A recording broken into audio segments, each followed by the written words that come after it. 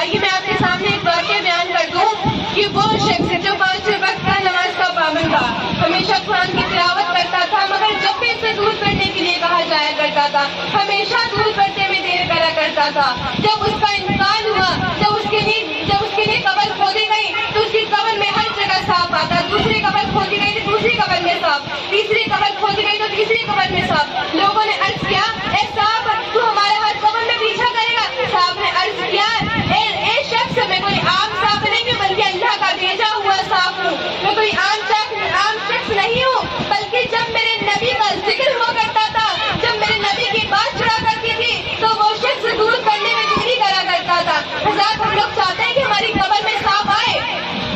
سب سے بڑا ہر انسان کی سب سے بڑی خواہش ہے کہ وہ اللہ رب العزت کا دیدار کرے، اب اس کے محبوب کا دیدار کرے جس کی ہم سب امتی ہیں، جس کے صدقے میں ہمیں زندگی ملی ہے، جس کی بدولت آج ہم بیٹھے ہوئے تھے۔ جب میرے نبی اس دنیا میں جلوہ افروز نہ ہوئے تھے تو اس دنیا کا حال پتہ ہے کیا تھا؟ کہ دنیا بے نور تھی، یہ دھرتی بے نور تھی، ہر طرف ظلمت کا اندھیرا چھایا ہوا تھا، ہر طرف دنیا کا دور دورہ تھا، شراب نوشی جو لوگ شراب کیا کرتے تھے فخر کیا جایا تھا ان کے اوپر، بیٹیوں کو زندہ دفن کر دیا جایا کرتا تھا، بیٹیوں کی کوئی اہمیت نہ سمجھی جایا کرتی تھی۔ جب میرے نبی اس دنیا میں جلوہ افروز ہوئے، جب میرے نبی اس دنیا میں آئے تو انہوں نے اپنی بیٹیوں کو بچایا۔ حضرت فاطمہ الزہرا نبی کی لاڈلی بیٹی سید کسے کہتے ہیں؟ جن کی نسل حضرت فاطمہ الزہرا سے چلا کرتی ہے، جن کی بدولت آج ہم ادھر بیٹھے ہوئے ہیں، جس نبی کی بدولت ادھر آج ہم بیٹھے ہوئے ہیں، کتنی بڑی ہماری خوشی کی بات ہے۔ اگر میرے نبی اس دنیا میں جلوہ افروز نہ ہوئے ہوتے تو ہم ادھر ہوتے،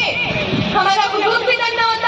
اور جو لوگ میرے نبی کے نہ ہونے کا انکار کرتے ہیں وہ اپنی بدبختی پرماتما سے کریں، انہیں یہ نہیں پتا کہ جس کے صدقے میں ہمیں زندگی ملی، جس کے صدقے میں اللہ نے یہ کائنات بنائی، دنیا میں جو کچھ ہے صرف میرے نبی کی بدولت ہے۔ اللہ رب العزت ارشاد فرماتا ہے، وما ارسلناک الا رحمۃ للعالمین، اے محبوب ہم نے آپ کو پوری دنیا پوری کائنات کے لیے رحمت بنا کے بھیجا۔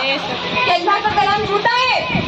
اللہ رب العزت قرآن مجید میں ارشاد فرما رہا ہے، پھر ہم اپنے نبی کے نہ ہونے کا انکار کیسے کر سکتے ہیں؟ پھر ہم اپنے نبی کو اپنے جیسا کیسے کہہ سکتے ہیں کہ ہم اپنے نبی کو اپنے جیسا بشر کہہ سکتے ہیں؟ میرے نبی کو بشر تو کہا ہے مگر خیر البشر کہا ہے، ہم ہیں خیر البشر کے لائق؟ کیا ہمارے جیسے ہمارے نبی ہیں جس کے صدقے میں اللہ نے یہ کائنات بنائی؟ آج ہم ادھر موجود ہیں۔ میلاد کا مطلب جانتے ہیں آپ لوگ؟ میلاد کا مطلب ہے پیدائش، میلاد کا مطلب میلاد منانا، پیدائش منانے۔ ہم اپنے رسول کا برتھ ڈے مناتے ہیں، پھر لوگ اس پر اعتراض کرتے ہیں تم اپنی اولادوں کا برتھ ڈے منا سکتے ہو، اپنی اینیورسری منا سکتے کہ ہم اپنے نبی کا برتھ ڈے نہیں منا سکتے؟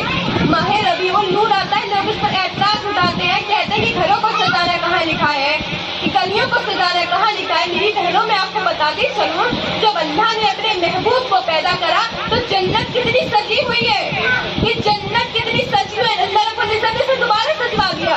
اللہ رب العزت ارشاد فرماتا ہے، اے سورج آج کوئی اتنا اوپر اچھا نہیں لگتا، آج کوئی عام کی پیدائش نہیں ہے، آج کسی کے یار کی پیدائش نہیں ہے بلکہ میرے یار کی پیدائش ہے، آج تو تھوڑا نیچے ہو۔ ستاروں سے اللہ رب العزت ارشاد فرماتا ہے، تم اتنے اوپر چمکتے ہوئے اچھے نہیں لگتے، تھوڑا نیچے تو آؤ، میرے نبی کی پیدائش کو دیکھو۔ میرا رب اپنے نبی کے پیدائش پر پورا آسمان سجوا رہا ہے، وہ رب جنتیں سجوا رہا ہے، کیا پھر ہم اس لائق نہیں کہ اپنے گھروں کو سجا سکے؟ کیا آج ہم اس لائق نہیں کہ اپنی گلیوں کو سجا سکیں، اپنے گھروں کو سجا سکیں؟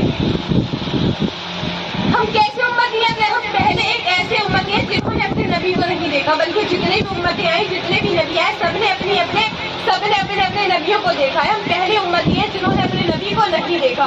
حضرات گرامی، کچھ تو ایسے ہیں جو اپنے نبی پر ایمان رکھتے ہیں، کچھ ایسے ہیں جو اپنے نبی کے نہ ہونے کا انکار کرتے ہیں، جیسا کہ اسماعیل دہلوی نے اپنی کتاب میں لکھا ہے صفحہ نمبر 17 میں، کہ جتنے بھی بندے ہیں سب کے سب بے بس ہیں، اور جن کا نام نبی یا علی ہے وہ کسی چیز کا مالک و مختار نہیں۔ بلکہ آپ لوگ بتاؤ کہ اللہ رب العزت ارشاد فرماتا ہے قرآن مجید میں، جس چیز کا میں مالک ہوں، چیز کا میرا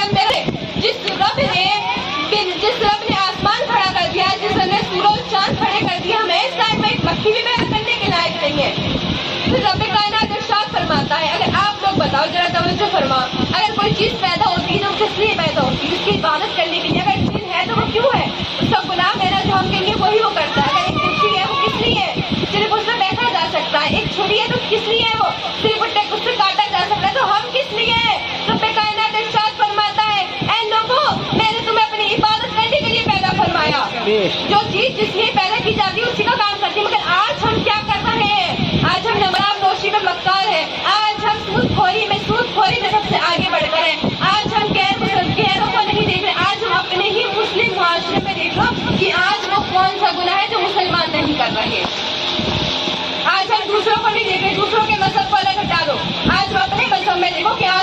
कौन सा गुनाह बचा है जो मुसलमान न कर रहे हो? शराब नौशी देखो तो मुसलमानों पर, बीवी को मारना देखो तो मुसलमानों में, दहेज की मांग देखो तो मुसलमानों में, वालिदैन की नाफरमानी देखो तो मुसलमानों में, बेपर्दगी देखो तो मुसलमानों में, बेहयाई देखो तो मुसलमानों में, एक दूसरे पर उंगलियां उठाते हुए देखो तो मुसलमाने पर, एक दूसरे को देखते हुए देखो तो मुसलमानों को, गैर मर्दों से बात करते हुए देखो तो मुसलमान औरतों को। आज हम दूसरों को नहीं देख रहे, आज हम अपने आप को देख रहे कि हम कितने काबिल हैं, कि रब ने हमें इसलिए बनाया था, कि रब ने हमें इसलिए पैदा करा था। रब तबारक व तआला इरशाद फरमाता है, नमाज कायम रखो। मैंने अभी आयत पढ़ी, नस्सलाता तन्हा अनिल फ़ाहिशाइ वल मुनकर। बेशक नमाज तमाम बेहयाइयों को रोक देती है, बुरी बातों से रोक देती है। अजान होती है, हय्या अलल सलाह हय्या अलल फलाह, पहले हय्या अलल सलाह, आओ कामयाबी की तरफ, आओ नमाजों की तरफ। हम कामयाबी के पीछे भागे, हम नमाजों को छोड़ दिया। अल्लाह रब्बुल इज्जत इरशाद फरमाता है, हय्या अलल सलाह, आओ नमाजों की तरफ आओ, फिर हय्या अलल फलाह, फिर कामयाबी की तरफ जाओ। पहले नमाज है, उसके बाद कामयाबी है। हमने नमाजों को ही छोड़ दिया, अपनी कामयाबियों में मशरूफ हो गए। आज हम नमाज छोड़कर अपने कामयाब हो सकते हैं? उस रब की इबादत, बगैर उस रब की इबादत किए हुए हम कामयाब हो सकते हैं? मेरी बहनों, नमाजों को किसी भी हाल में मत छोड़ो।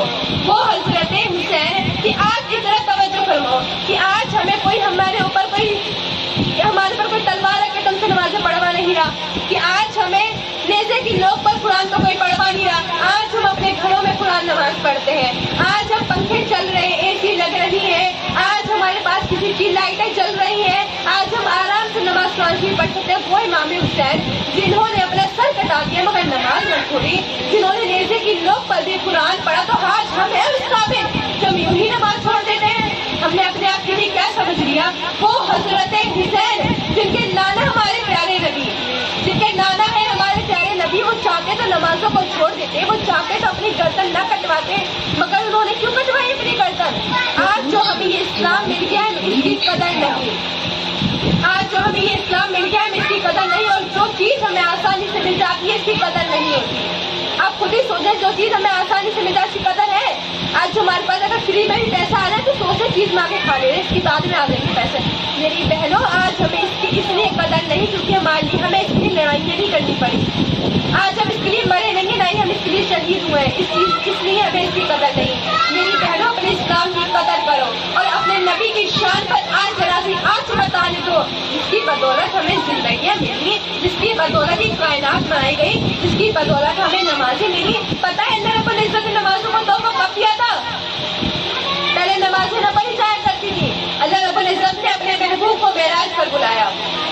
कोई भी था मेरे रब को आज तक किसी ने नहीं देखा, जो जिसने देखा वो है मेरे प्यारे आकाए नामदार मदनी मदीने के ताजदार, दोनों आलम के मुख्तार। जब मेरे नबी ने मेरे रब को देखा ना तो उनके बीच में एक हाथ का भी फासला ना था, इतनी करीब से मेरे नबी ने अपने रब को देखा, और किसी ने मेरे रब को नहीं देखा। एक मरतबा हज़रत मूसा ने देखने की ख्वाहिश करी कि रब मैं तुझे देखना चाहता हूँ। अल्लाह ने मना फरमाया कि ए मूसा तुम मुझे देख न पाओगे, ए मूसा तुम मुझे देख न पाओगे। मगर मूसा ने अर्ज किया अल्लाह मैं तुझे देखना चाहता हूँ। अल्लाह रब्बुल इज्जत ने अपनी रोशनी एक पहाड़ पर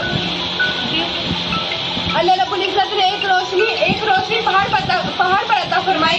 उस रोशनी को देख